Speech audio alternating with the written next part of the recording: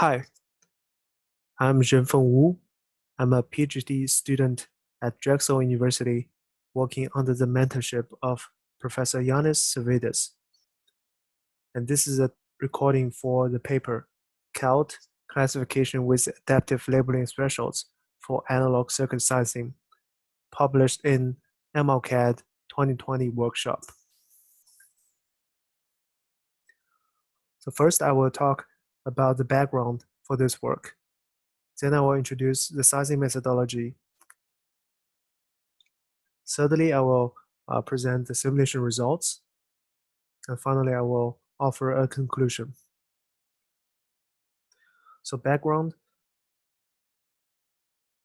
analog circuits are critical parts of the circuit systems in today's world, in that they interface with the physical world and they process continuous signals. Design of analog ICs is still mostly manual and custom. The level of automation is far behind digital. Here are the primary steps for analog IC design. The first is specification development, and then the topology generation, then component sizing, then functional verification and validation. After it, it's layout and post-layout validation. And this work focuses on the component sizing task of analog IC design, which is also the central topic for analog IC design. Here is a breakdown of existing analog sizing techniques in literature. It can be mainly divided into the knowledge-based and optimization-based methods. So the optimization-based methods can be further decomposed into equation-based and simulation-based techniques. Here is an example of a design of a two-stage op-amp. And the tables below lists the governing equations for the circuit performance metrics of interest, such as the DC gain and phase margin. Essentially, designers will use these governing equations to derive the transistor sizes in order to meet the desired target performance metrics. And this falls into the equation-based optimization. So if the designers do it completely manually, it falls into the knowledge-based technique. And if those equations are used to formulate multi-objective optimization problems, the design task is left to the optimization algorithms. And common algorithms are genetic algorithms, simulated annealing algorithms, and particle swarm. One representative work in this type of method is the Berkeley analog generator. So the disadvantage of equation-based optimization is that the design equations still require to be listed, and they are complicated. And the design equations will become less accurate with technology scaling, resulting in a gap between the theory and simulated results.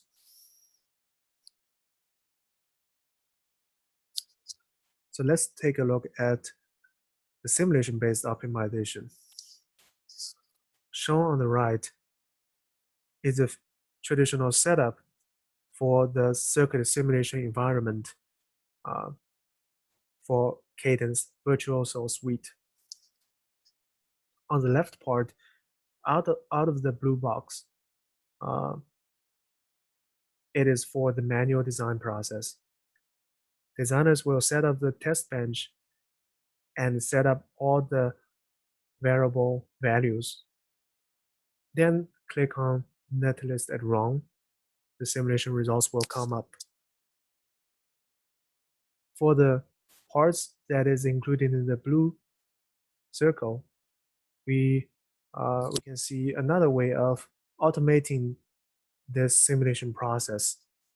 Essentially, a script called Ocean can be written to fetch from data files the variable values that the designers want to simulate, and then execute the simulation automatically to output the simulation results into an output file.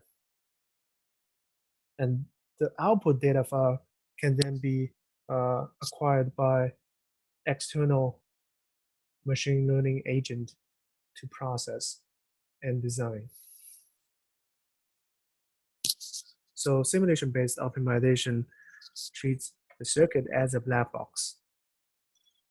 Therefore, no design equations are needed, and there will be no discrepancy between the theoretically calculated results and simulation results. But there are still a few challenges.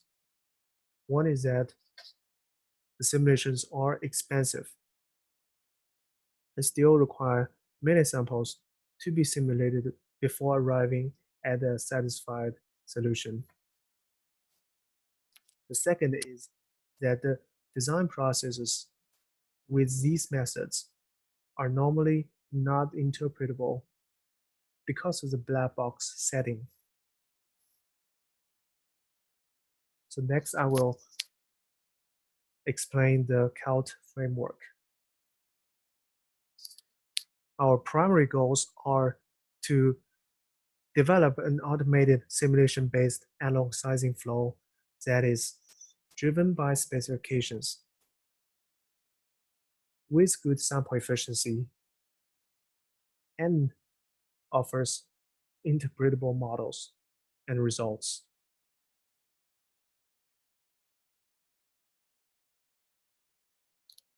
So we apply classification to predict whether a candidate solution satisfies the given specification. One classifier is trained for each circuit performance metric. A random forest is adopted. To handle the class imbalance problem, we came up with a method to adaptively set the labeling thresholds for classification.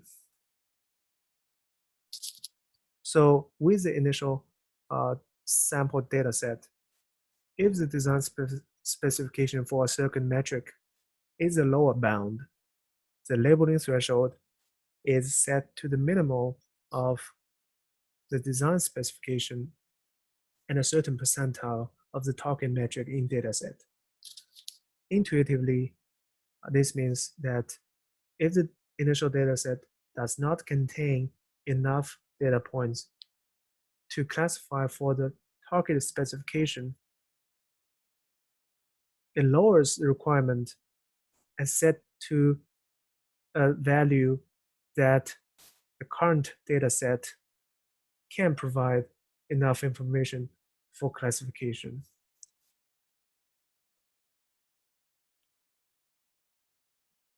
Now let's take a look at the design flow of the CALT framework.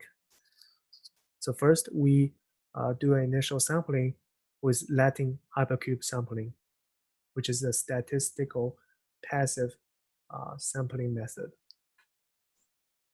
Then with the initial sample data set, we assign the binary labels adaptively to train the classifiers. So the optimization-based active querying comes in to search for candidate solutions that simultaneously maximize the probability scores of all the classifiers. Essentially, the classifiers serve as functions to be optimized for the optimization algorithm. So back to the design flow. Once the design points are generated, they are fed back into the simulation tool for verification. It will output the design and stop the execution of the design flow if a solution is found. Otherwise, the newly verified data will be added to the original data set, and the design will continue for another iteration.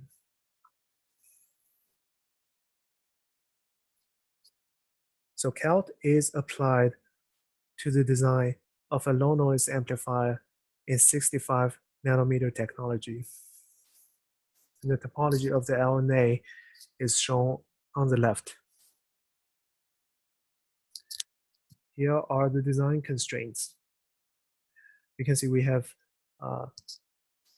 different types of components to optimize for.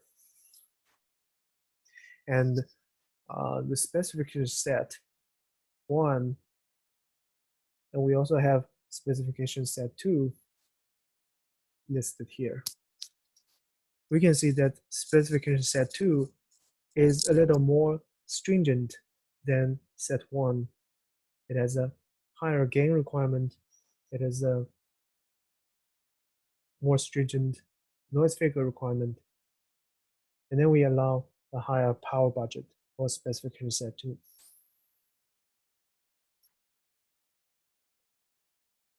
So after execution, here is a summary of results for CALT on the design of the LNA.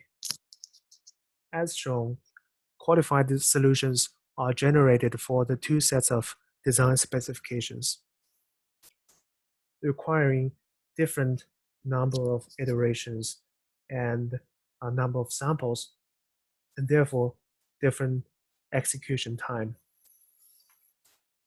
We can see that solving for specification set 2 requires 903 more samples and 13 more iterations.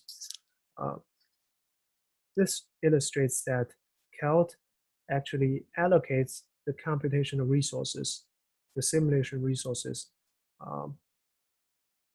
differently for different specification sets. On this slide, the change in the set labeling thresholds is shown. We can see that for the gain classifiers, initially, there are not enough sample points to classify to predict points above 14 dB and 10 dB. And therefore, according to the 95th percentile of the gain distribution, the labeling threshold is set to this value when solving for specification set 2, and this value for specification set 1. Both are below the desired specification value. They will keep on doing this until there are enough data points in the data set that provide information on predicting for the specification. And then after this point, say for specification set 2, when the 95th percentile of the gain distribution goes above 14 dB, it remains at 14 dB. Similarly, for noise figure, because for noise figure, it's a lower bound and is set to the 5th percentile of the noise figure distribution until specification value is reached. Here, this figure shows the change in F1 score as the sizing methodology is executed. we can see that the gain and noise figure has poor classifier performance. So gain is this one, this plot, and noise figure is this plot. They are poor at the beginning, and they gradually improves as the labeling thresholds are set adaptively. This all results from the fact that the initial data set contains imbalanced distribution for to predict for gain and noise figure. So on the contrary, power and IP3 classifiers are stable in performance because they have balanced distributions. And actually, the labeling threshold are directly set to the power and IP3 specification values, respectively. So on this slide, to the right, it shows the variable importance rankings extracted from the random forest models trained during the CALT design process for LNA. From the plot, we can see that the design variables have different importance for different circuit metric. And the importance rankings provide additional information on selection of critical design parameters.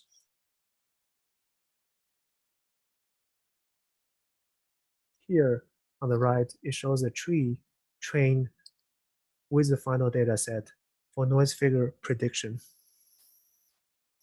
The tree structure actually shows the design space partitioning information. So other than the direct design output, the CALT framework can output the importance rankings of design variables and also the design space partitioning information through a decision tree. This provides an advantage that the designers can visualize and understand the decision process better. So our conclusion is that we came up with a method to apply classification for analog circuit sizing. And the labeling thresholds for classification are adaptively set to classify qualified designs. As shown, successful designs are generated for the design of an LNA for two different specification sets and requires more samples for the second specification set because it's more stringent. Overall, we can say that CALT is an automated analog circuit sizing framework that is guided by design specifications with enhanced interpretability and good sample efficiency. And this wraps up this recording as an introductory video for the paper. And we want to thank our collaborators and sponsors. Thank you.